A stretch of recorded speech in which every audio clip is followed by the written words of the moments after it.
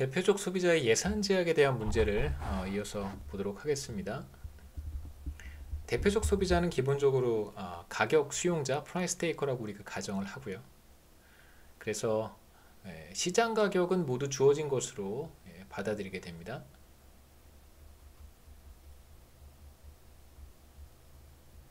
그래서 노동시장에서 결정되는 웨이지를 주어진 것으로 받아들이게 되는 것이고요.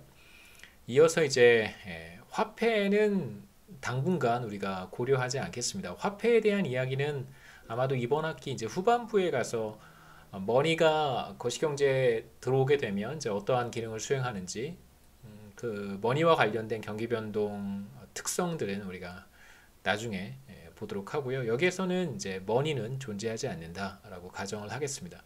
두 가지 제약 조건, constraint를 우리가 생각해 볼 텐데, 첫 번째 constraint는 time constraint고요. 시간 제약이고, 주어진 시간, 사용할 수 있는 시간이 제한되어 있다라고 하는 것이고요. 두 번째는 사용할 수 있는 소득이 제한되어 있다. 인컴과 관련된, 소득과 관련된 제약입니다. 그래서 첫 번째 time constraint에서는 주어진 시간이, 그러니까 총 가용 시간을 H라고 제가 표시를 했고요. 예를 들면 뭐 하루에 24시간인데 보통 24시간을 H라고, 만약에 우리 이제 한 기간을 하루라고 생각한다면 24시간이 H가 되는 것은 아니고요. 이 중에서 우리가 잠을 자는 시간이라든가 혹은 뭐 식사하는 시간, 그 다음에 뭐 자기 자신을 관리하는 시간, 뭐 이런 것들은 다 제외됩니다. 그래서 H는 대략 뭐 한 18시간, 16시간에서 한 18시간 정도. 그래서 뭐 한 기간이 하루라고 한다면 그런 시간을 의미하는 것이고요. 그래서 H는 기본적으로 주어져 있는 것입니다.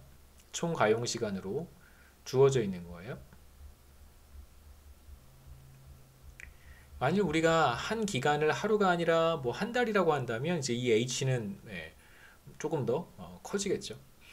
그래서 주어진 시간 중에서 일부를 여가에 사용할 수 있고, 그 L이 여가고요. 그 다음에 또 일부의 시간은 일을 하는데 사용할 수 있습니다. 그래서 일하는 시간, 그래서 N이 time spent working이고요. 그래서 나머지 시간이 여가가 돼요. 그 주어진 시간 중에서 일부는 일을 하고 일부는 여가에 투입한다. 두 가지 선택만 가능하다라고 이제 생각해 보겠습니다. 그 다음에 이제 두 번째 disposable income은 이건 이제 처분 가능 소득 혹은 뭐 가처분 소득 그렇게 부르는데요.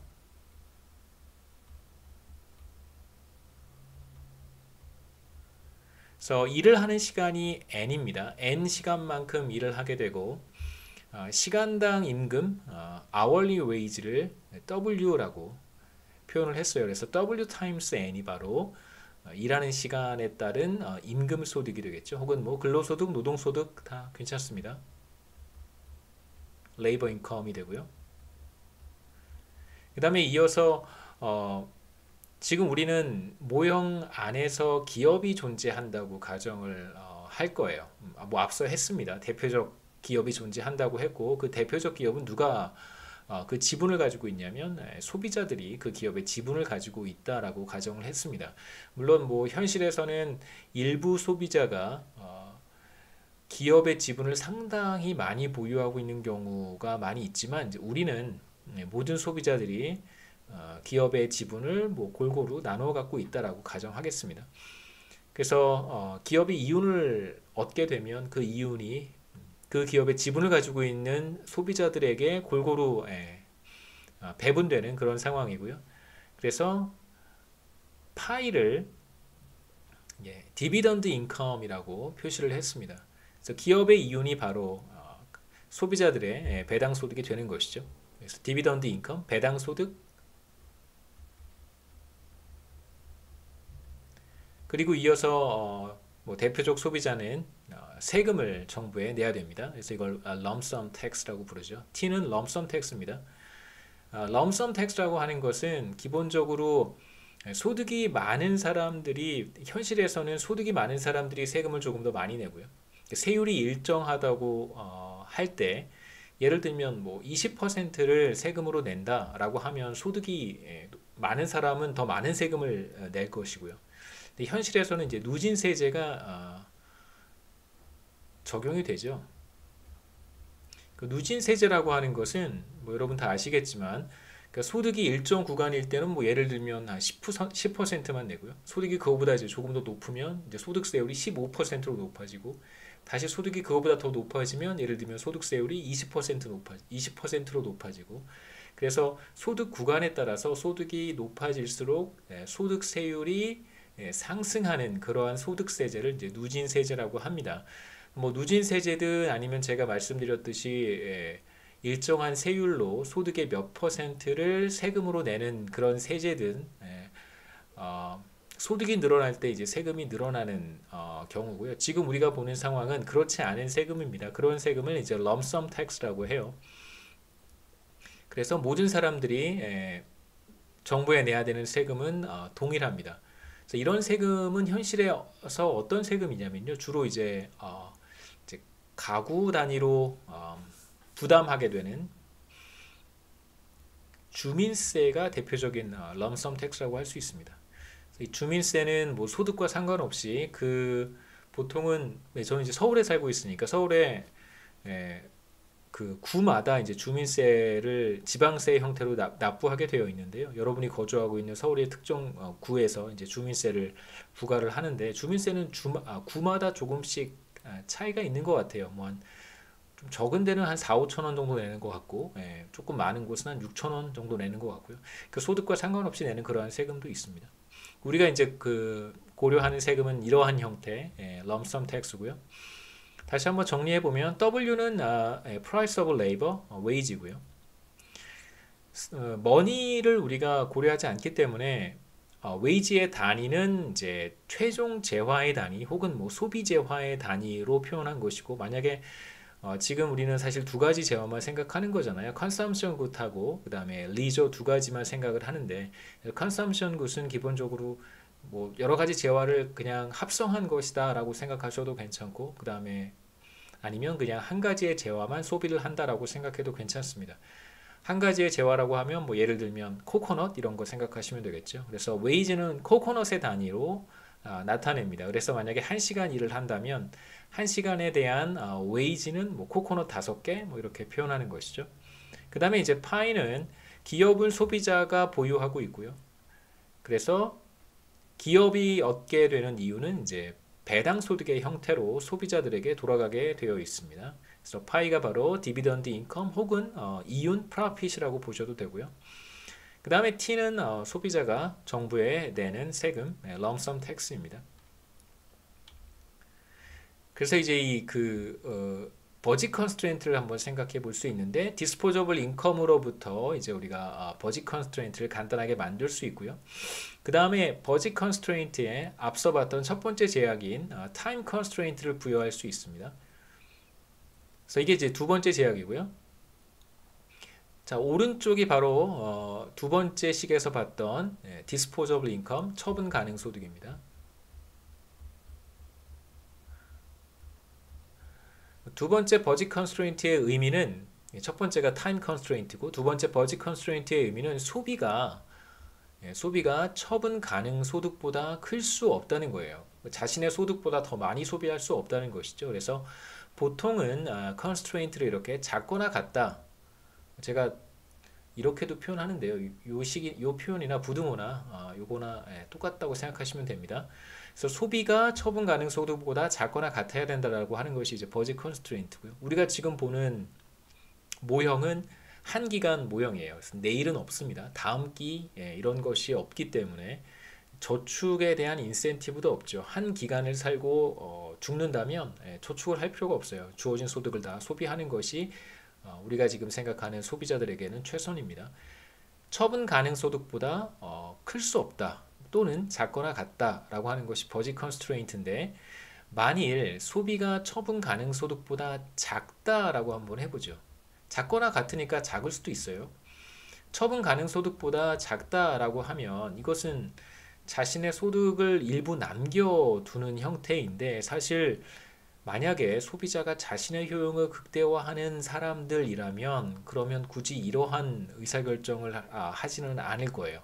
소비하지 않고 남겨두면 결국은 뭐 다른 어디에도 사용할 수 없고 뭐 낭비하거나 버려두는 거기 때문에 만일 소비자들이 자신의 효용을 극대화하는 선택을 한다면 절대 이런 선택은 하지는 않습니다. 그러니까 부등호로 성립하는 일은 나타나지 않을 거라는 거예요. 소비하지 않고 남기는 것은 없을 거예요. 왜냐하면 저축을 할 수도 없고 그냥 한 기간만 살고 죽는 모형을 우리가 지금 생각하고 있기 때문에 그래서 제가 여기에 부등호를 지우고 등호로 표시를 했습니다. 그래서 소비는 처분 가능 소득과 같다는 것이고요.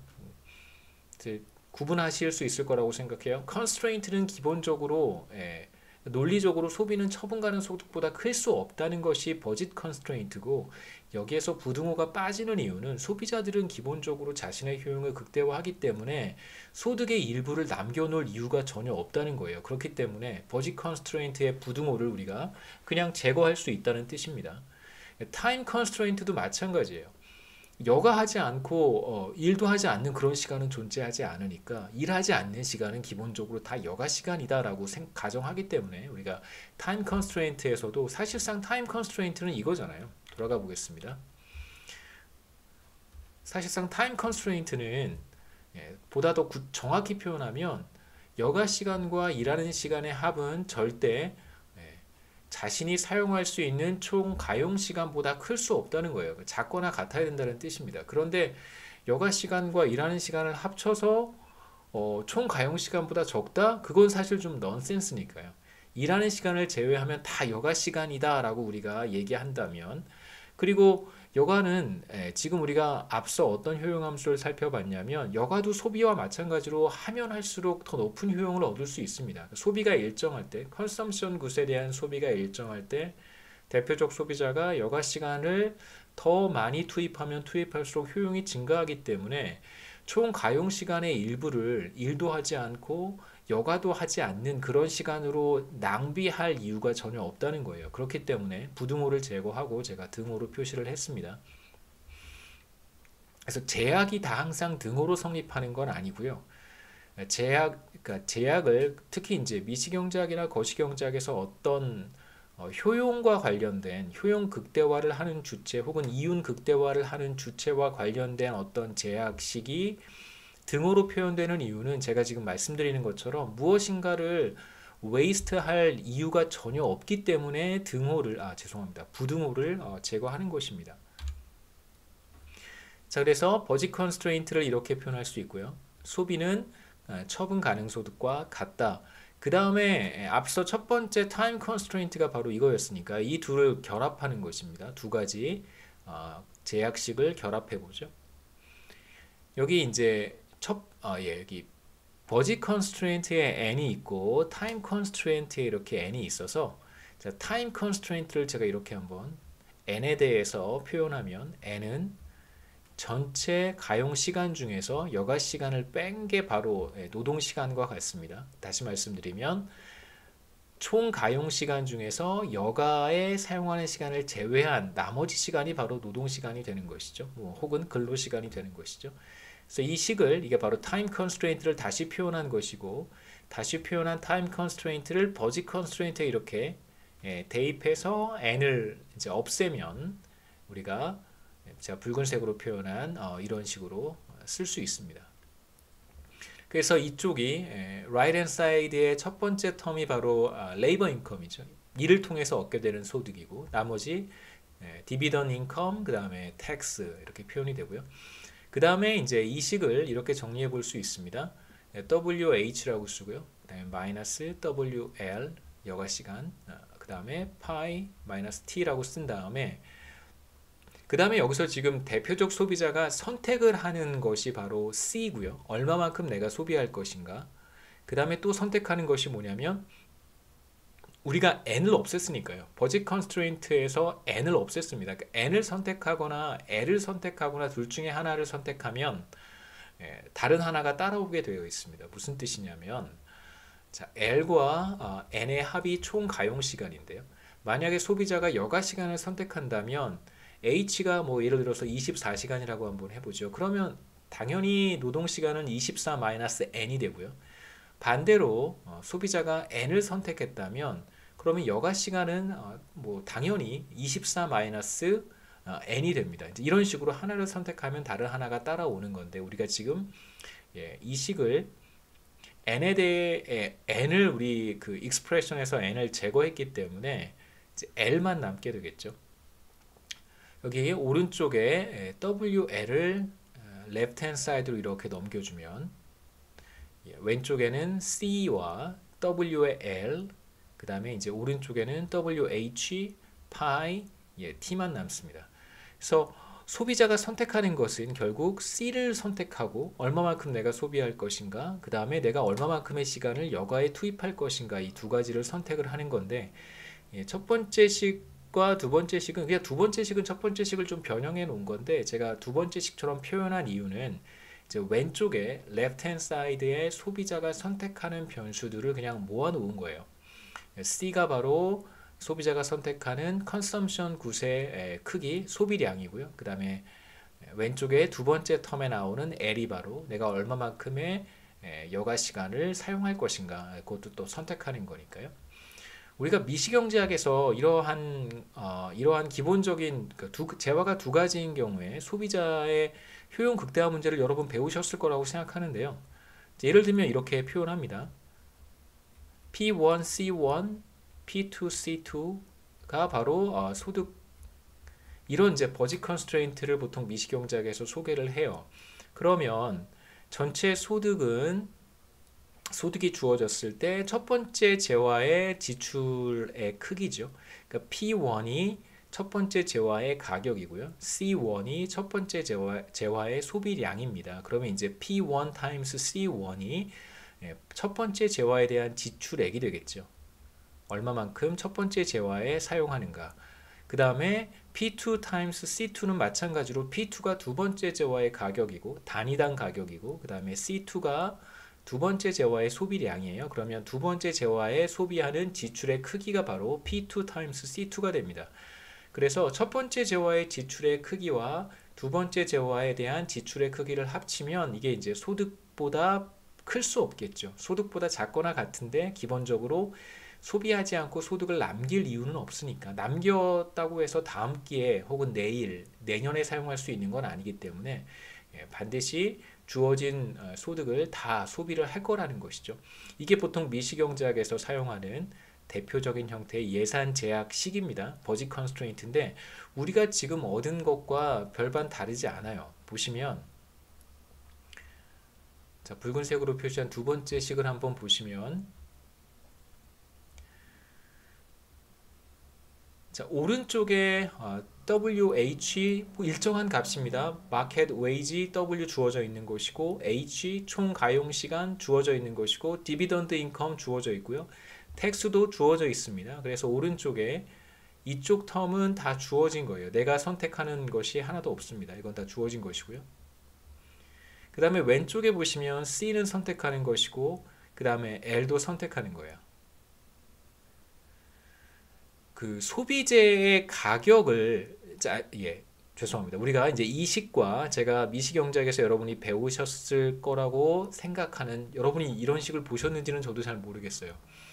제가 지금 미시경제학에서 아마 이런 식을 배우셨을 거라고 말씀은 드렸지만 실제로 이걸 배우셨는지는 잘 모르겠습니다만 아실 거라고 생각은 하고요.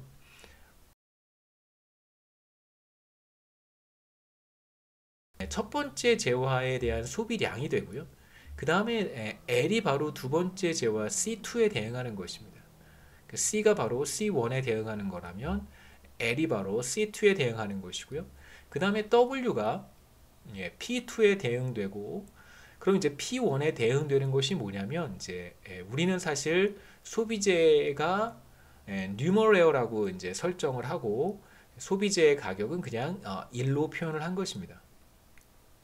그래서 첫 번째 재화의 가격은 그냥 1인 것이고요. 두 번째 재화인 여가의 가격이 바로 W라고 하는 거예요.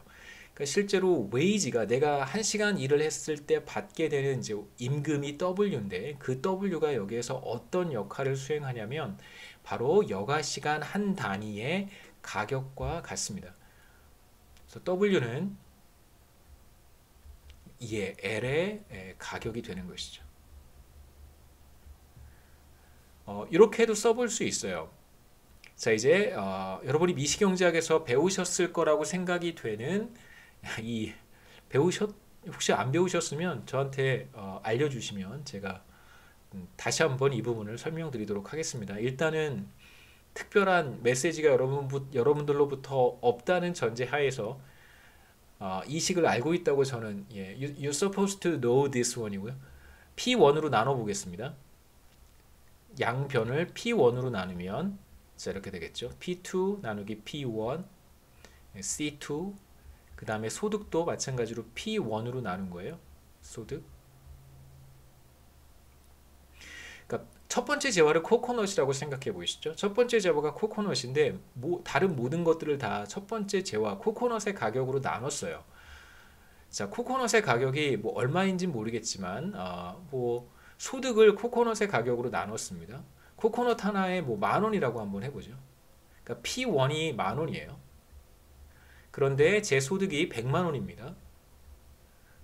그러면 소득 나누기 P1이라고 하는 것은 다시 말하면 소득 100만원을 코코넛의 가격 1만원으로 나눴다는 것은 뭘 의미하냐면 제 소득을 가지고 코코넛을 몇 개를 살 수 있는가, 이게 바로 코코넛의 개수가 되는 것이죠.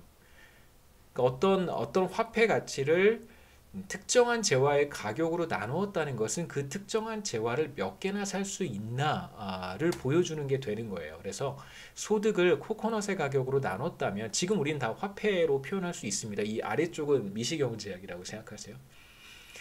소득을 코코넛의 가격으로 나눴습니다. 그러면 우리가 얻는 결과는 뭐냐면 코코넛 몇 개가 되는 것이죠. 그 다음에 마찬가지입니다.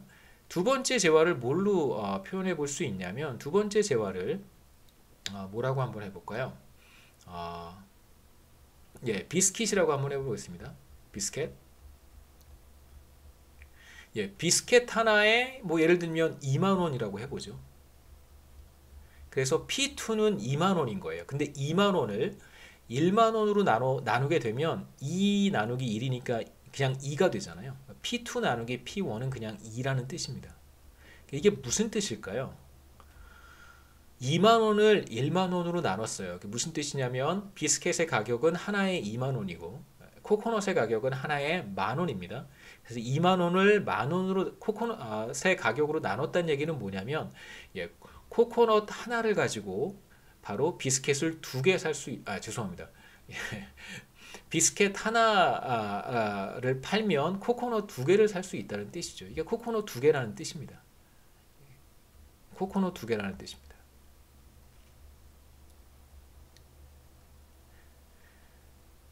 그래서 비스켓의 가격은 우리가 지금 뭘로 표현한 거냐면 코코넛으로 표현한 거예요. 그 비스켓의 가격이 뭐냐? 코코넛 2개 이렇게 지금 말을 하는 것이죠. 소득은 내가 살 수 있는 코코넛의 개수 100개.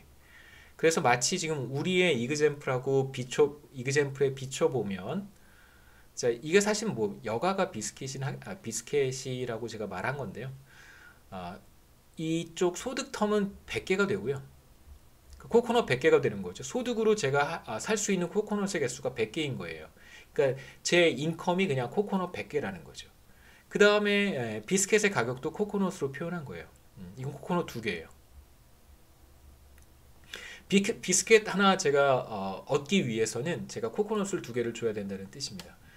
바꿔서 얘기하면 제가 여가 시간 하나를 쓰고 싶다면 지금 여기에서는 사실 여가를 누구와 거래하는 게 아니잖아요. 여기서 비스켓은 사는 사람이 있고 파는 사람이 있을 텐데 여가 시간은 제 건데 제가 여가 시간을 1시간 더 쓴다는 얘기는 이것은 누군가에게 제가 코코넛을 2개를 줘야 된다는 뜻이 아니고 여가 시간을 제가 하나 더 쓴다는 말은 바꿔서 얘기하면 제가 1시간 일을 덜 한다는 뜻이에요.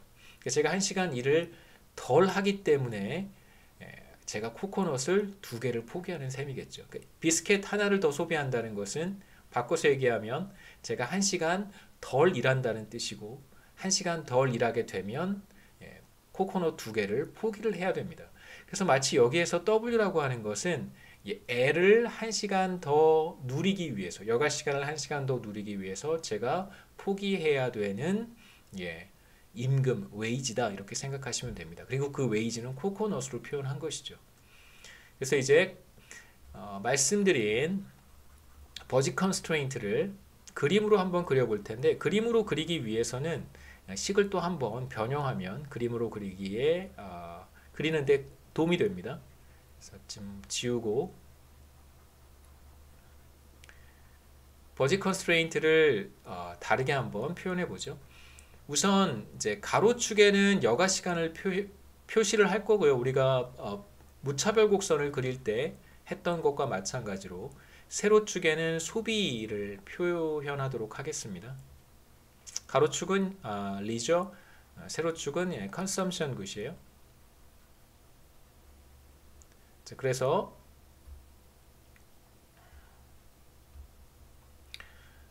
자, 이제 이게 우리가 얻은 식과 같고요. 버짓 컨스트레인트입니다. 여기 이제 타임 컨스트레인트가 다 들어가 있어요. 세로축에 보통 이제 이렇게 표현을 하면 ax 플러스 b의 형태로 우리가 어떤 식을 표현을 하면 가로축에는 x, 세로축에는 y라고 하는 그림을 그릴 때 도움이 되잖아요. 기울기가 a와 같고 절편이 b와 같으니까 그런 방식으로 세로축의 변수가 c니까요. c는 왼쪽에 남겨놓고 나머지를 오른쪽에 넘겨보겠습니다. 그러면 w times l이 오른쪽으로 넘어가니까 마이너스 wl이 되고요. 그래서 이 식을 가지고 제가 그림을 한번 그려보겠습니다. 버짓 컨스트레인트를. 다음 슬라이드에 그림은 나오는데요. 원래 하고 싶었던 것은 세로축에 이렇게 c를 표시하고 가로축에 l을 표시를 하는 거예요. 자, 이제 이쪽 텀은 L과 아무 상관이 없으니까 이걸 그냥 여러분 인터셉트라고 생각하시면 됩니다. 이 인터셉트예요. 예를 들어서 여가 시간이 제로라면, 그러니까 1시간도 쉬지 않고 주어진 시간을 지금 다 일하는 경우잖아요. L이 0이라고 한번 생각해 보세요. L이 제로라면 그러면 C는 얼마가 되냐면 주어진 W times H 플러스 파이 마이너스 T라고 하는, 자, 이 텀이 바로 다 대표적 소비자의 소비 수준이 됩니다. 그럼 C는 당연히 L이 0이 될 테니까요. WH 파이 마이너스 T가 돼요. 다시 말하면 L이 제로일 때 소비는 바로 여기가 되겠죠. WH 플러스 파이 마이너스 T.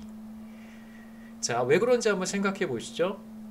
주어진 모든 시간을 일을 합니다. 그럼 일하는 시간이 바로 H와 같겠죠. 노동 시간이 바로 H가 돼요. 여가 시간이 제로니까 주어진 시간을 다 일을 한다는 뜻입니다. 자, 그러면 레이버 인컴은 얼마가 되냐면, 자, H의 W니까 WH가 바로 레이버 인컴이 돼요. 그래서 이게 바로 레이버 인컴이 되고요. 뭐 일을 하든 일을 하지 않든 항상 디비던드 인컴 파이는 발생하는 거고, 세금은 T만큼 내야 되니까 파이 마이너스 T는 항상 있는 거예요. 그래서 바로 여가 시간이 제로일 때 주어진 모든 시간 일을 하기 때문에 소비가 WH의 나머지 파이 마이너스 T가 되는 것이죠. 여기에서 출발해서 기울기는 마이너스니까요. L이 바로 가로축의 변수 X 변수라고 생각하시면 되니까 기울기가 마이너스 W입니다. 그래서 아래쪽으로 이렇게 떨어지는 형태로 그림을 그리면 되겠죠. 그래서 버짓 컨스트레인트를 그림으로 한번 그려보면 세로축에는 제가 C를 표시를 했고 가로축의 변수를 L 표시를 했습니다. 그 다음에 여가 시간이 제로일 때 주어진 모든 시간 일을 해요. 노동시간은 총 가용 시간 H와 같습니다. 이 H를 보통 타임 인다우먼트라고 부르기도 해요. 타임 인다우먼트. 그 인다우먼트라고 하면 그러니까 처음에 시작할 때 가지고 시작하는 것, 부존 시간 뭐 이렇게 번역을 하는데요. 타임 인다우먼트라고 얘기를 합니다.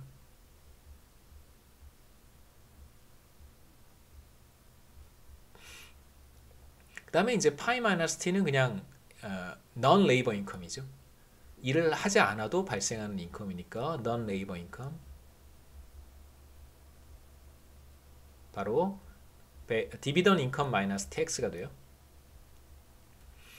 만약에 디비던드 인컴보다 텍스가 더 많다면 non labor income은 마이너스가 되는 것이고, 만약에 텍스보다 파이가 더 크다면 non labor income은 이제 포지티브가 되겠죠.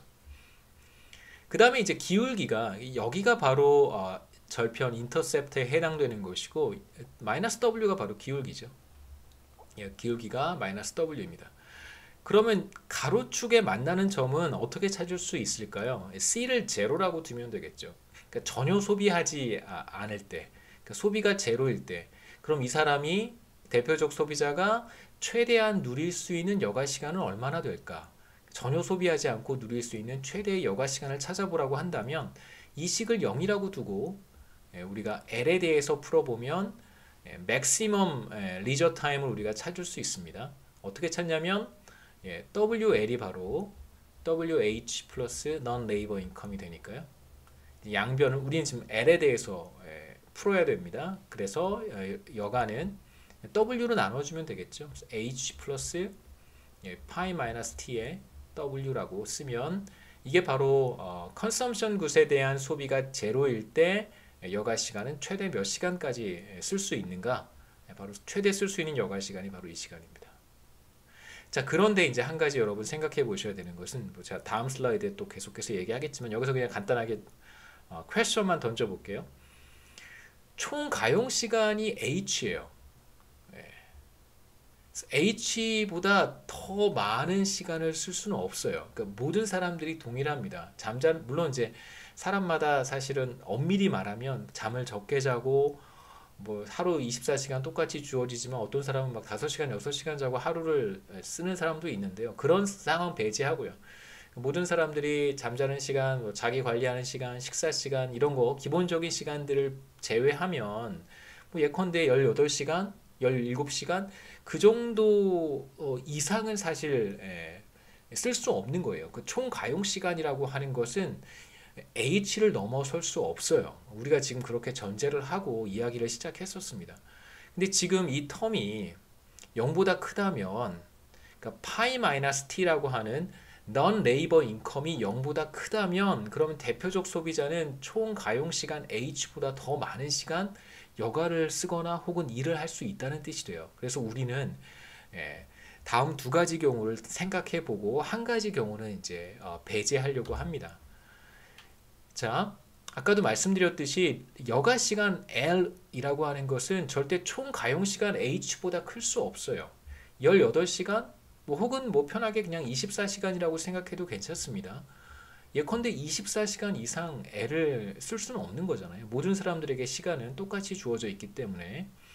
자, 그런데 만일 이제 파이 마이너스 t가 0보다 크다면 그럼 어떻게 될까? 그럼 어떻게 되냐면 지금 앞서 우리가 한번 돌아가 보겠습니다. 앞서 우리가 봤던 이제 이런 형태가 되겠죠. 이런 형태가 될 것이고 H는 여기 어딘가 있을 거예요. 그러니까 non-labor income이 0보다 큰 상황인데 H는 당연히 여기 있을 것이고 이만큼이 바로 추가된 것이다. 파이 마이너스 t를 W로 나눈 값을 추가로 더해 준 거죠. 그래서 만일 지금 이러한 경우라고 한다면 non-labor income이 다음 페이지로 넘어가겠습니다. non-labor income이 만약 0보다 크다고 한다면 우리가 총 가용 시간 그러니까 지금 그냥 이건 현실적인 얘기가 아니라 그냥 우리가 그림과 식만 이렇게 들여다본다면 사용할 수 있는 여가 시간이 H보다 커지잖아요. 그렇기 때문에 이런 제약을 여기에 이제 추가하는 거예요. 이렇게 그래서 H보다 클 수 없기 때문에 여기는 선택할 수 없게 우리가 인위적으로 만드는 거죠. 이 점으로는 갈 수는 없어요. 이 점으로 갈 수 없겠죠, 당연히. H보다 여가 시간이 더 커지기 때문에 여기서 우리가 끊어서 이쪽만 보겠다라고 할 수 있습니다. 이제 그렇게 우리가 전제하는 것이고요. 근데 반대로 이번엔 non-labor income이 0보다 작다면, 그러니까 디비던드 인컴보다 더 많은 텍스를 내는 경우라고 생각할 수 있어요. 그러니까 럼섬 텍스가 디비던드 인컴보다 더 큰 상황이다. 자, 그렇다면 이게 지금 마이너스란 뜻이잖아요. 그러면 H는 사실상 이쪽에 있게 돼요. 그래서 H가 지금 대표적 소비자가 사용할 수 있는 최대 여가 시간보다 사실상 H는 이쪽에 있게 됩니다. 그래서 우리가 이런 경우는 사실 생각하지는 않으려고 해요. 우리가 이런 경우는 생각하지 않고 이 왼쪽의 경우에 초점을 맞추어서 다시 말하면 non-labor income이 0보다 큰 경우, 그러니까 디비던드 인컴이 럼섬 텍스보다 큰 경우를 우리가 한정해서 그러니까 오른쪽 경우는 배제하고 왼쪽 경우만 이쪽으로 한정해서 우리가 문제를 살펴보도록 하겠습니다. 그래서 앞으로는 제가 특별한 언급이 없다면 non-labor income은 0보다 크다. 뭐 비임금 소득, 비근로소득은 0보다 크다. 이렇게 전제하겠습니다.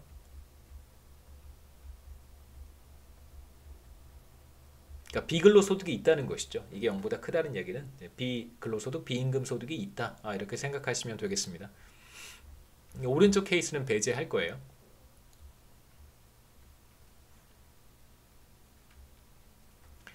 자, 이제 앞서 우리가 효용함수, 그 다음에 무차별 곡선에 대한 이야기, 그 다음에 이어서 타임 컨스트레인트와 버짓 컨스트레인트 결합해서 타임 컨스트레인트를 집어넣은 그냥 단순한 형태의 예산 제약 버짓 컨스트레인트를 우리가 도출을 했습니다. 사실 제가 그냥 버짓 컨스트레인트라고 얘기를 하지만 여기에는 소비가 처분 가능 소득보다 커서는 안 된다라고 하는 것과 그 다음에 타임 컨스트레인트를 사실 결합한 것이기 때문에 편의상 두 개를 결합한 것을 제가 버짓 컨스트레인트라고 부르겠습니다. 예산 제약. 여기서 보려고 하는 것은 대표적 소비자가 어떻게 최적 선택을 하는가, 그러니까 무엇을 선택하는가 다시 한번 생각해 보시면 얼마만큼 소비할 것인가와 얼마만큼의 시간을 여가에 사용할 것인가, C와 L을 선택하는 거고요.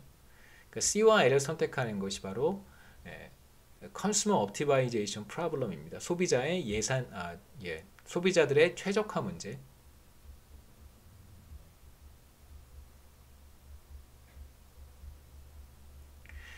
그러니까 주어진 예산 제약 하에서 한번 보시죠. 최적화 문제 여러분 다 보셨을 거라고 생각하는데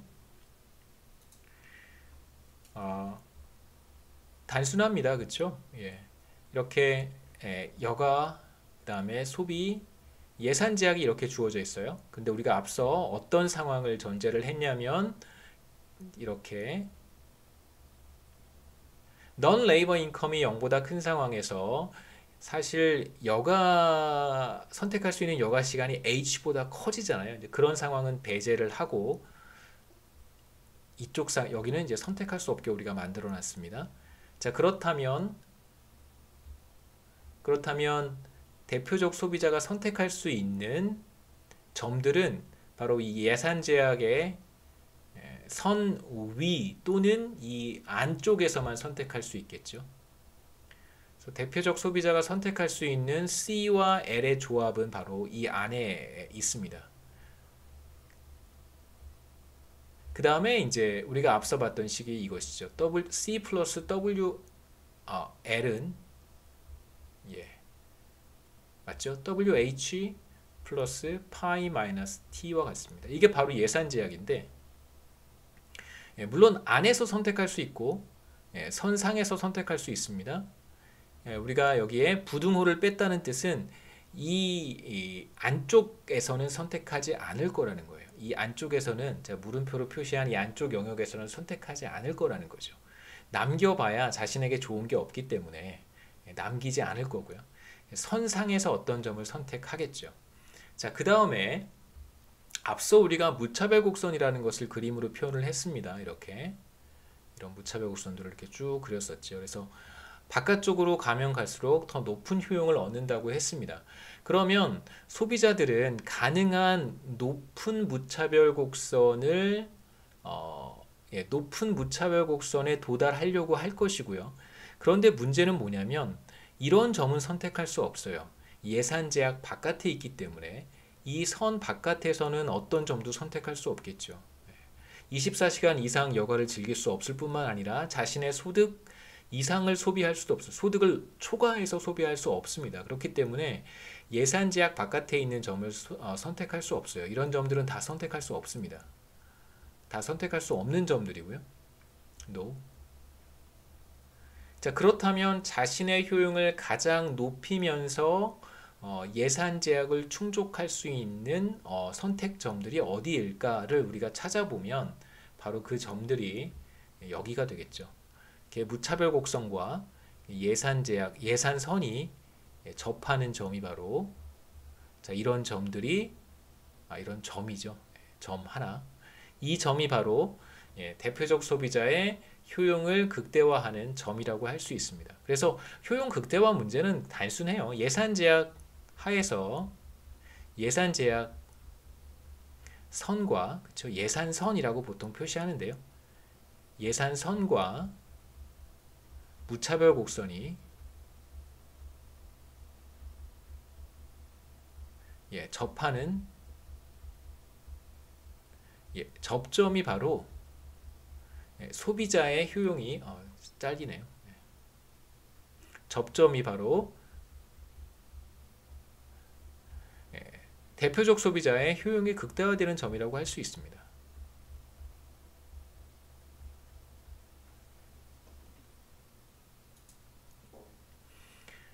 그래서 왼쪽 그림에 보시면 우리가 그러한 점을 그냥 간단하게 표현한 것이고요. 뭐 몇 가지 이제 전제 조건들을 제가 여기 적어놨는데요. 대표적 소비자는 당연히 합리적이고요.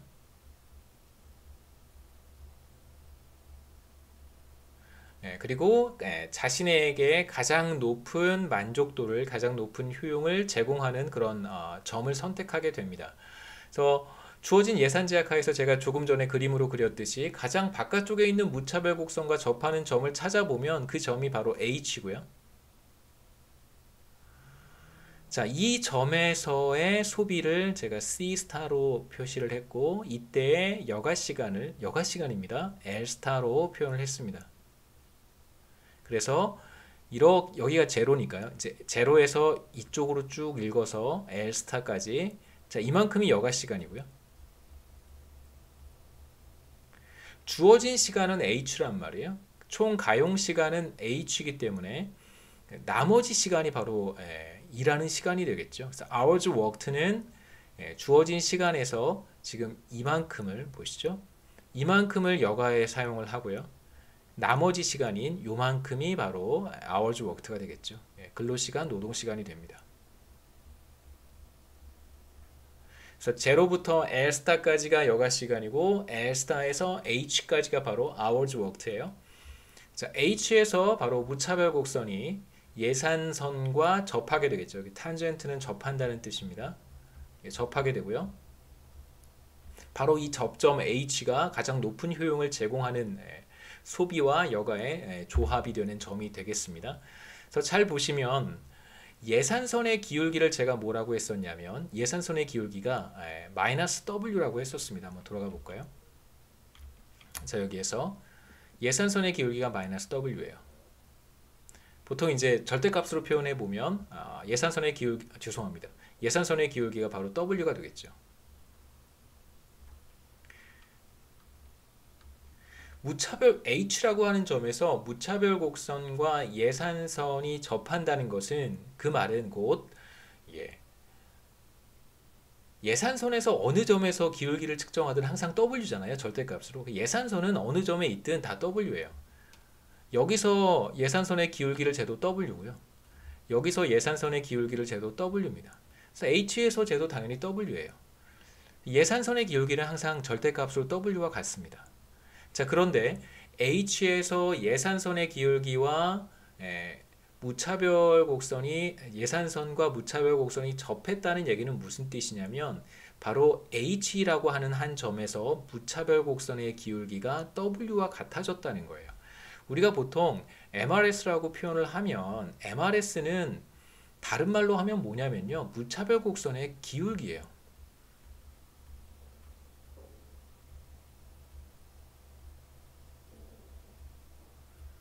단 여기서 이제 몇 가지 전제를 해야 되는데 효용 수준을 일정하게 일정하게 유지했을 때의 무차별 곡선의 기울기 뭐 이런 뜻도 사실 있는데 그냥 여러분 편하게 MRS는 그냥 무차별 곡선의 기울기라고 생각하시면 좋습니다. 물론 정확한 표현은 아니지만 직관적으로 이 정도로 여러분 생각해 주시면 되고요.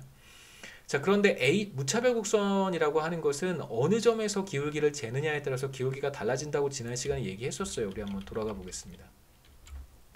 이 지금 무차별 곡선을 하나 그려놓은 거고요. 점 A에서 잴 때 무차별 곡선의 기울기는 굉장히 스티프해요. 절대값으로 크다고 했었습니다. 무슨 말이냐면 여가를 굉장히 조금 쓰고 있기 때문에 내가 여가를 1시간 더 쓰기 위해서 포기할 용의가 있는 소비가 굉장히 크다는 뜻입니다. 그러니까 그만큼 여가를 적게 쓰고 있으니까요. 여가에 대한 니드가 굉장히 강하다라고 볼 수 있겠죠. 점 A에서 MRS를 재면 굉장히 커요. 절대값으로. 반대로 점 B에서 MRS를 재면 MRS는 비교적 작습니다. 왜냐하면 이미 충분히 많은 시간 여가를 쓰고 있는데 여기에서 내가 추가로 여가 시간을 더 쓸 때 포기할 수 있는 소비는 얼마만큼일까? 여가가 별로 그렇게 나한테 꼭 필요한 지금 상황이 아니기 때문에 절박한 상황이 아니기 때문에 여가 시간 한 단위 더 늘린다고 해서 내가 포기할 수 있는 소비는 그렇게 크지 않을 거예요. 그렇기 때문에 기울기가 기본적으로 플랫합니다. 그래서 어느 점에서 기울기를 측정하느냐에 따라서 MRS는 기본적으로 다 달라지게 되어 있어요. 자, 그런데 지금 우리가 옵티마이제이션 문제에서 H에서 무차별 곡선의 기울기 MRS가 W와 같아졌다고 했습니다. 그럼 그 말은 무슨 뜻이냐면 이 H라고 하는 한 점에서 무차별 곡선 쪽으로 여러분 한번 해석해 보시면 H라고 하는 점의 무차별 곡선이에요. 그러면 자, 그게 무슨 뜻이냐면 H라고 하는 점에서 만약에 대표적 소비자가 1시간 여가를 더 사용하기 위해서 포기할 용의가 있는 소비량이 얼마만큼이냐면 바로 W라고 하는 거예요. W는 제가 코코넛의 크기라고 했습니다. H에서 내가 아주 조금, 뭐 1시간도 괜찮고 아주 조금도 괜찮습니다. 아주 조금 여가 시간을 늘리고 싶어요. 그러면 그때 포기할 용의가 있는 것이 바로 용의가 있는 소비 수준이 바로 W라고 하는 것이죠. 그러니까 W만큼 포기하고 내가 여가 시간을 조금 더 누리고 싶다 이런 뜻입니다. 그런데 그 점이 정확히 뭐와 같아졌냐면 예산선의 기울기와 같아진 거예요. 그래서 주관적인 교환 비율이죠. 무차별 곡선을 따라서 이렇게 무차별 곡선을 따라서 기울기를 우리가 재고 있어요. 얼마만큼의 소비를 내가 희생할 수 있는가. 그게 나의 주관적인 교환 비율이에요. 내가 생각하는 여가 시간의 가치, 내가 생각하는 소비의 가치, 그 교환 비율이죠. 내가 생각하는 교환 비율이 바로 MRS의 기울기고 그 교환 비율이 지금 뭐와 같아진 거냐면 시장에서 실제로 거래가 되는 가격의 비율과 같아진 거예요. 시장에서는 지금 어떻게 거래가 되고 있냐면 내가 여가 시간을 내가 일하는 시간을 1시간 줄이고 그 시간을 여가에 사용할 경우에 내가 포기해야 되는 웨이지가 시장에서는 정확히 W예요. 코코넛 W만큼을 제가 포기하면 그러면 제 여가 시간을 1시간 더 늘릴 수 있습니다. 그게 지금 시장에서의 교환 비율이잖아요. 그런데 그게 지금 이 최적화 문제 솔루션 H에서 정확히 주관적인 교환 비율과 같아졌다는 뜻입니다. 그래서 최적화 문제를 우리가 해결하게 되면 주관적인 교환 비율이 시장에서의 교환 비율과 같아진다는 뜻이에요. 자, 이것은 우리가 일반화시킬 수 있습니다. 지금 대표적 소비자의 문제만 보고 있지만 소비자들이 굉장히 많다고 생각해 보세요. 굉장히 많고 시장에서의 교환 비율은 W로 주어져 있어요. 누구든 1시간 덜 일을 하고 1시간 여가를 즐기게 되면 반드시 포기해야 되는 웨이지는 시장에 따르면 W예요. 자, 이러한 사실을 모든 사람들이 받아들여서 프라이스 테이커니까 소비자들은 다 받아들여서 자신의 최적화 문제를 풀었습니다. 그렇다면 모든 사람들이 자신의 주관적인 교환 비율이 시장에서의 교환 비율과 같아지는 상황이 나타나겠죠. 균형 상태에서. 이렇게 얘기할 수 있어요. 무수히 많은 소비자들이 있습니다. 그러면 첫 번째 사람의 MRS가 있을 수 있고요. 두 번째 사람의 MRS가 있을 수 있겠죠. 무수히 많은 사람들의 MRS가 이렇게 쭉 있을 거예요. 그런데 균형에서 이게 결국은 뭐와 같아지냐면 시장의 교환 비율과 같아지는 거예요. 이게 이제 경작에서 얘기하는 균형 상태라고 할 수 있고 그래서 이피션트한 상태라고 할 수 있겠죠. 뭐 지금 우리 대표적 소비자의 문제만 보고 있습니다만 중요한 것은 주관적 교환 비율과 바로 시장에서의 교환 비율이 같아진다 이렇게 얘기할 수 있습니다. 그래서 marginal rate of substitution of leisure for consumption is equal to the hourly wage rate. 모든 소비자들이 시장에서의 교환 비율과 자신의 주관적 교환 비율을 이제 같게 선택을 하는 것이죠. 하나 이제 예외적으로 생각해 볼 수 있는 것이 지금 대표적 소비자가 뭐 문제가 매우 나이스하다면 이런 점을 선택할 것이다 라고 우리가 앞에서 지금 살펴본 거잖아요. 이거 올라가면 안 됩니다. 무차별 곡선 아래쪽으로 내려가야죠. 잘못 그렸어요. 자, 이렇게 자, 이 점을 선택한다고 우리가 앞서 슬라이드에서 얘기를 했는데 꼭 무차별 곡선이 이렇게 생길 필요는 없어요. 무차별 곡선은 뭐 다양하게 표현할 수 있습니다. 우리가 한번 생각해 볼 만한 무차별 곡선은 지금 이렇게 생긴 무차별 곡선이에요. 그러니까 지금 무차별 곡선이 이렇게 생겼다면 최적점, 그러니까 자신의 효용을 극대화하는 점이 어디일까? 라고 하면 이 점이겠죠. 바깥쪽 무차별 곡선을 선택할 수 없습니다. 왜냐하면 예산선 바깥쪽에 있기 때문에 이쪽으로는 갈 수 없고요. 만약에 이 사람이 이거보다 안쪽에 있는 무차별 곡선상의 한 점을 선택한다면 뭐 이 점 아니면 이 점을 선택할 수 있는데 이 두 점을 선택하지 않고 조금만 더 바깥쪽에 있는 무차별 곡선상의 한 점을 선택한다면 더 높은 효용을 달성할 수 있기 때문에 여기 있는 무차별 곡선상에서 선택하지는 않을 거예요. 그렇기 때문에 우리가 추측할 수 있는 최종적인 결과는 아마도 이 점이 될 거라는 거죠. 자, 요 점이 될 거예요. 요 점은 어떤 점이냐면 잘 생각해 보시죠. 어떤 점이냐면 여가 시간이 H와 같아요. 다시 말하면 주어진 시간 다 여가를 즐기는 것입니다. 전혀 일을 하지 않는 것이죠.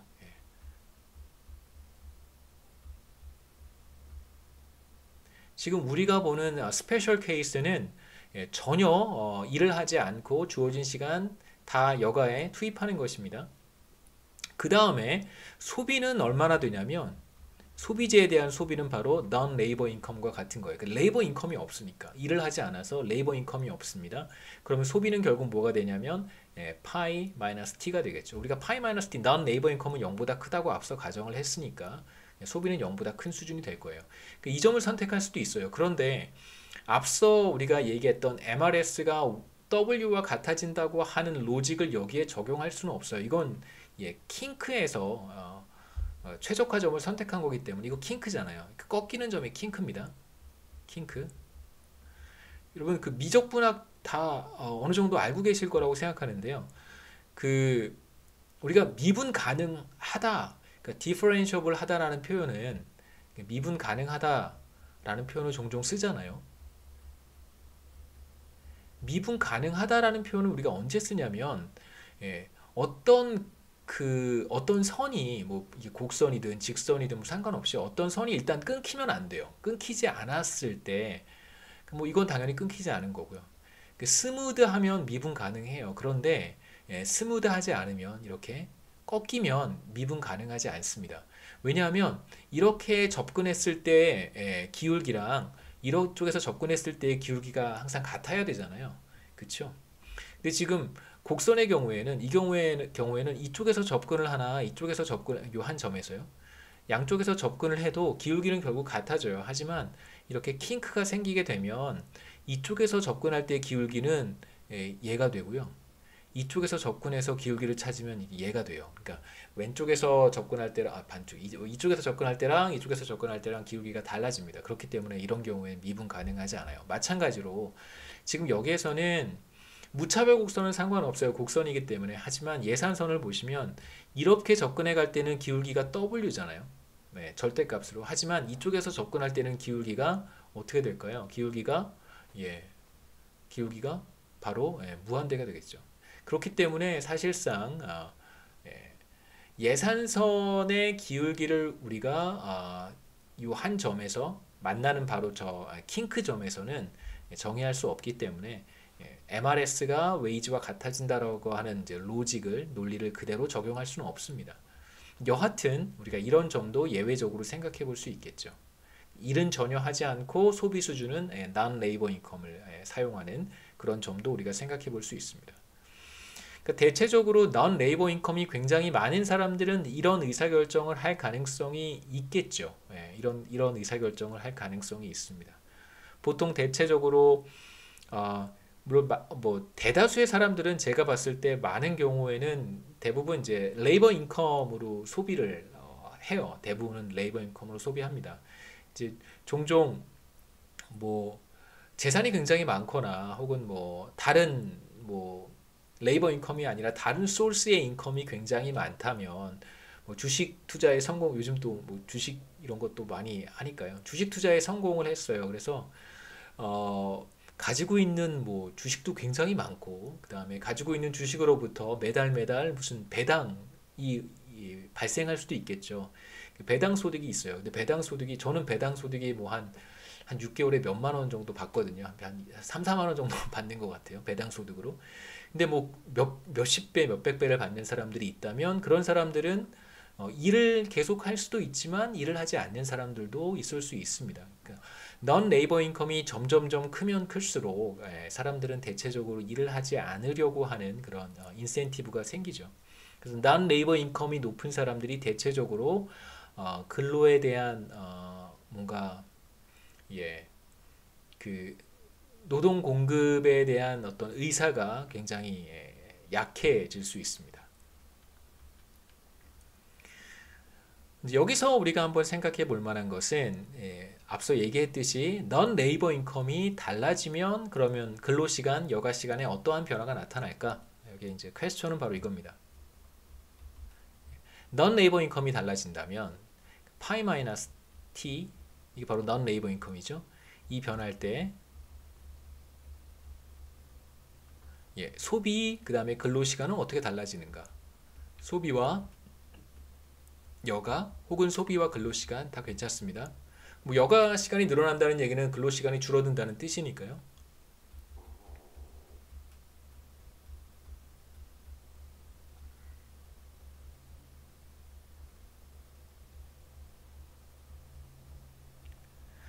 기억나실지 모르겠지만 우리가 처음 이 이야기를 4장의 이야기를 시작할 때 소비재와 여가 모두 노멀 굿이라고 했었어요. 한번 돌아가 보겠습니다.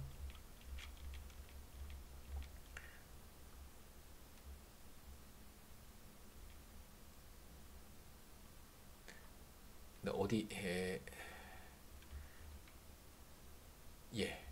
뭐 이거면 좋겠습니다. 여기 보시죠. 예. 더 more the merrier라고 했습니다. 더 많이 소비하면 소비할수록 효용이 높아지는 것이고요. 그 다음에 여기 있죠. 소비재와 consumption과 leisure는 모두 정상재, normal good이라고 했었어요. 이건 의미가 없고요. 정상재라고 했었습니다. 정상재라고 하는 의미는 소득이 늘어날 때 그 재화에 대한 수요량이 늘어나거나 뭐 소비량이 늘어나거나 그렇다면 이제 그러한 재화를 우리가 정상재 노멀 굿이라고 했습니다. 그러니까 소득이 늘어날 때 소비는 반드시 늘어나야 되고요. 그 다음에 소득이 늘어날 때 반드시 리저도 늘어나야 돼요. 그렇다면 non labor income이 늘어난다면 소비와 리저가 어떻게 될지 한번 보도록 하겠습니다.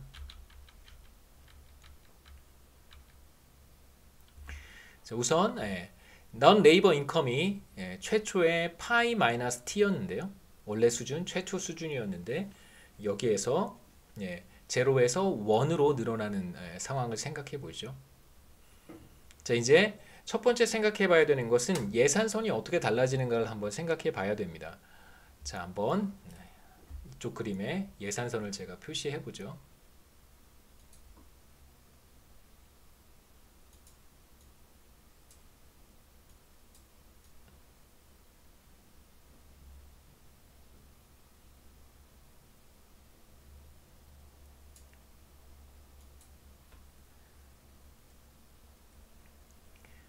자, 예산선을 우리가 이렇게 쓸 수 있었습니다. C는 마이너스 W에 L 플러스 WH 파이 마이너스 T고요. 그래서 이 부분이 인터셉트가 되고 바로 W가 기울기가 된다고 했었습니다. 그래서 예산선을 한번 다시 그려보면 요 점이 W의 H 플러스 파이 마이너스 T고요. 여기에서 시작해서 기울기가 마이너스 W니까 아래쪽으로 이렇게 그리시면 되겠죠. 그 다음에 이제 또 하나의 가정은 파이 마이너스 T가 0보다 크니까 요 점은 H보다 큰 점일 거예요. 그래서 H 여기다가 표시를 했습니다. 그래서 요 점은 넘어갈 수 없는 거죠. 이쪽은 선택할 수가 없는 거예요. 이쪽은 not feasible 하다고 얘기합니다. 자, 이제 이런 상황에서 만일 non-labor income, 이게 제로인 상황이죠. 최초에 제로였습니다. 제로인 상황에서 자, 이게 1으로 늘어난다면 그러면 인터셉트가 전보다 커진 거잖아요. 인터셉트가 최초에 제로에서 1으로 높아지는 경우입니다. 그래서 이렇게 위로 올라갈 거예요. 이렇게 인터셉트가 올라가겠죠. 다시 한번 써보면 WH는 달라지지 않습니다. H는 총 가용 시간이고요. W는 마켓 웨이지이기 때문에 시장에서 주어진 거예요. 지금 우리가 관심을 갖는 것은 어떤 소비자의 문제인 것이지 마켓 전체가 아니에요. 노동시장 전체가 아닙니다. 노동시장은 저쪽에 이제 균형 상태에 있고요. 우리 이제 대표적 소비자의 의사결정이 달라지면 이제 균형으로부터 조금 다 달라질 거예요. 그 얘기는 나중에 하겠습니다. 그러니까 지금 non-labor income이 달라지면 1차적으로 소비자들은 어떤 선택을 할까를 보고 싶은 거고요. 이제 그런 선택의 결과가 다시 노동시장에 반영이 되면 이제 피드백 현상이 나타나요. 그 얘기는 나중에 하도록 하겠습니다. 자, 이제 절편은 전보다 높아질 거예요. 파이 마이너스 t가 파이 마이너스 t1으로 늘어나니까 non-labor income이 늘어나니까요. 자, 이제 여기에서부터 어떻게 그리시면 되냐면 지금 기울기가 달라지진 않았어요. 근데 C나 L이라고 하는 것은 C나 L은 C는 세로축의 변수라는 뜻이고요. L은 가로축의 변수라는 뜻이기 때문에 이것들은 뭐 달라질 필요가 없습니다. 그렇기 때문에 다시 한번 예산선을 다시 한번 그려보면 평행하게 그리면 돼요. 기울기가 달라지지 않았기 때문에 쭉 평행하게 그려가면 됩니다. 이렇게 자, 이렇게 그리면 되겠죠. 자, 그 다음에 오른쪽에 있는 점은 feasible 하지 않다고 했었어요. 이 H보다 오른쪽에 있는 점들은 feasible 하지 않습니다. 그러면 마찬가지로 자, 이 점은 사실상 선택할 수 없는 거예요. 여기는 not feasible 합니다. 그러니까 예산선은 이렇게 parallel shift 해요. 그러니까 평행 이동하게 됩니다. non-labor income이 증가하기 때문에 예산선은 기본적으로 바깥쪽으로 평행 이동하게 되고요. 그리고 이제 H보다 더 많은 시간을 여가에 쓸 수 없기 때문에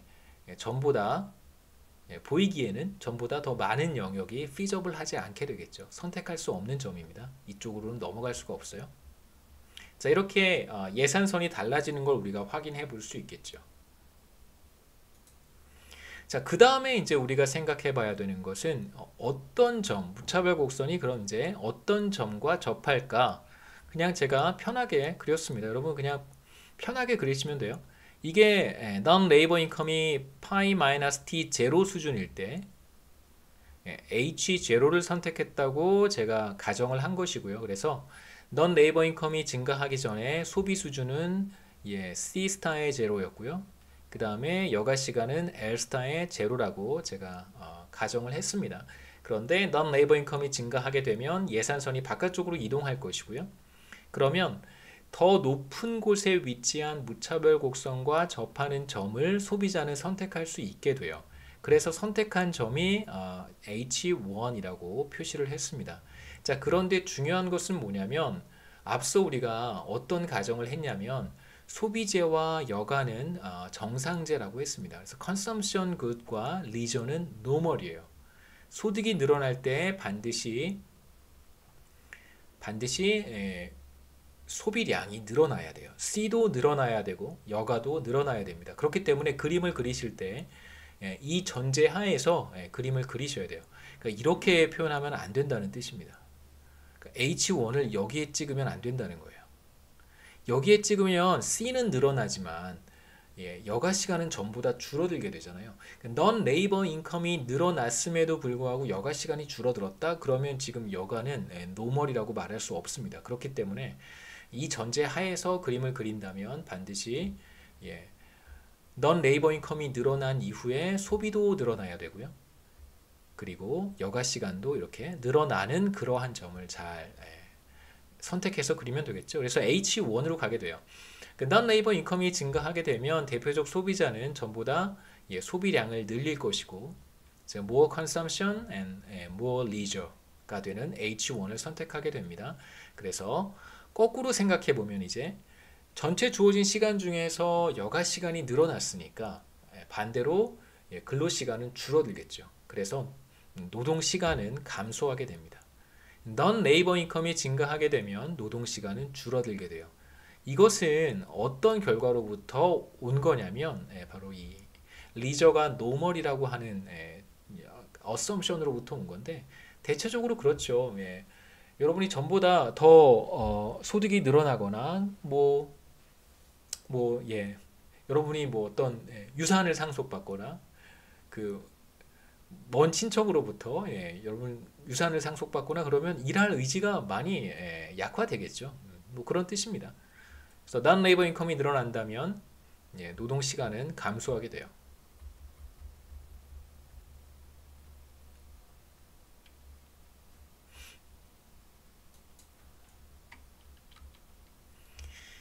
그 다음에 이제 하나 더 생각해 볼 내용은 두 번째는 만약에 이제 hourly wage rate이 W가 변한다면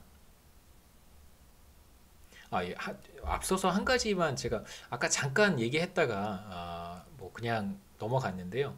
그 대표적 소비자가 노동 시간을 줄일 거란 말이에요. 그러니까 난 레이버 인컴이 늘어났어요. 그 대표적 소비자가 근로 시간, 노동 시간을 줄여요. 그러면 이게 이제 노동 시간에 죄송합니다. 노동 시장에 영향을 미치겠죠.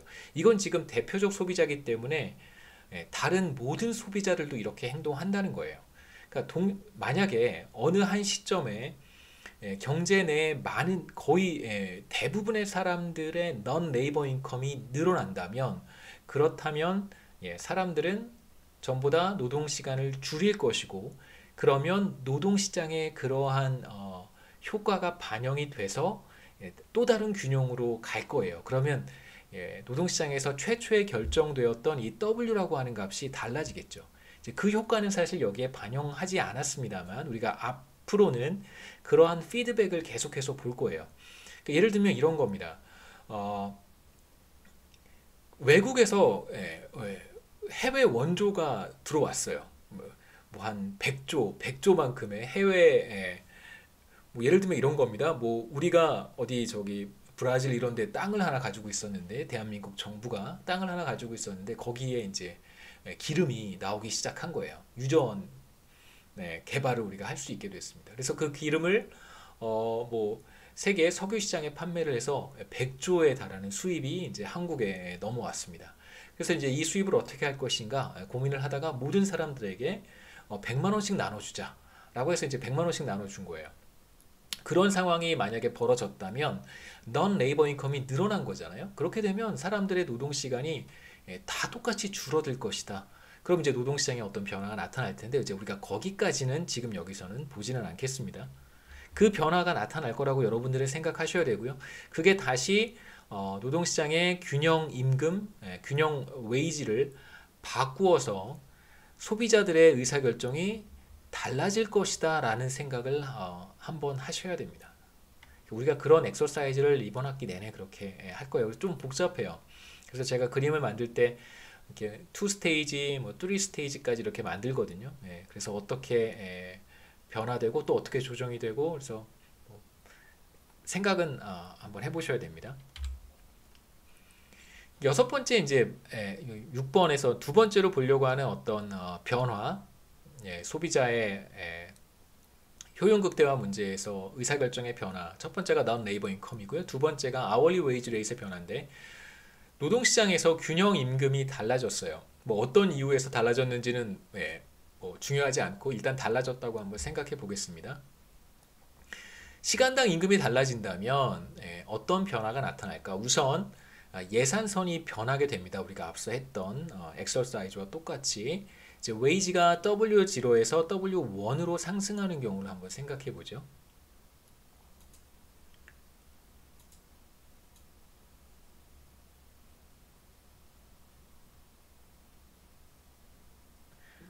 예산선을 똑같이 그려보겠습니다.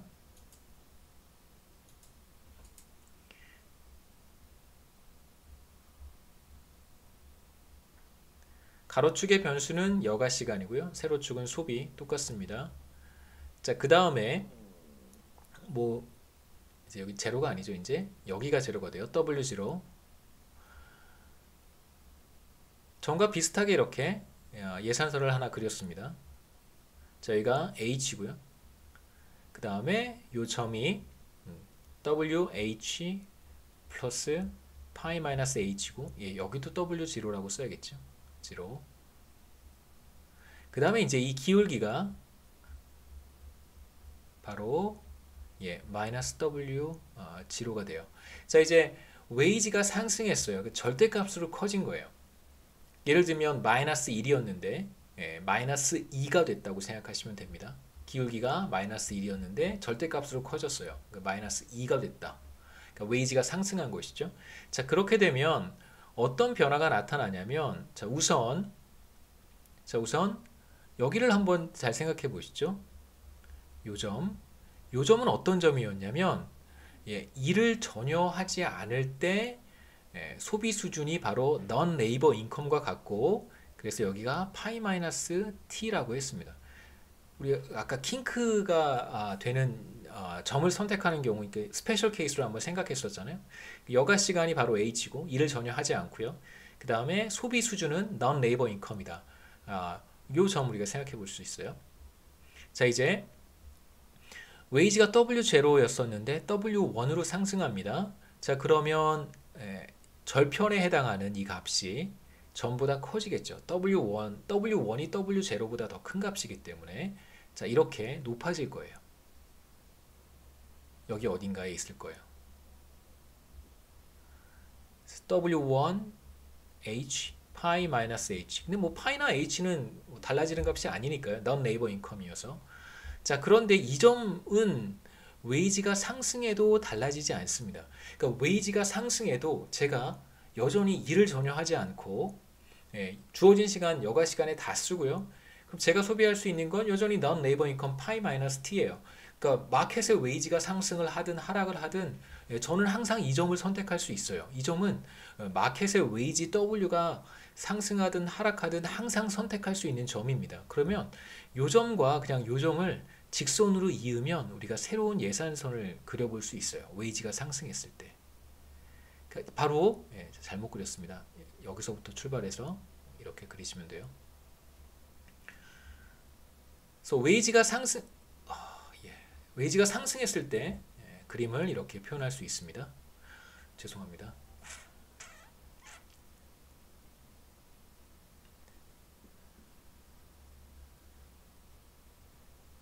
자, 이게 바로 이 슬롭은 W1이 되겠죠. 마이너스. 그 다음에 이 슬롭은 앞서 얘기했듯이 마이너스 W0가 됩니다. 자, 이렇게 해서 예산선을 표현할 수 있고요.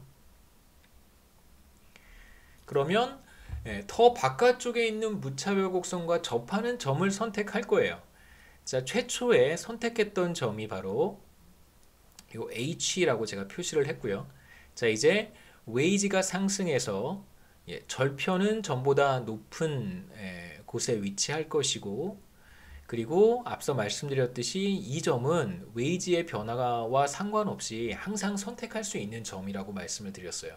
그러면 웨이지가 상승했을 때 새로운 예산선을 되게 쉽게 그리면 됩니다. 요 점과 새로운 절편 이 두 점을 연결하면 그게 바로 이제 웨이지가 상승했을 때 새로운 예산선이 돼요.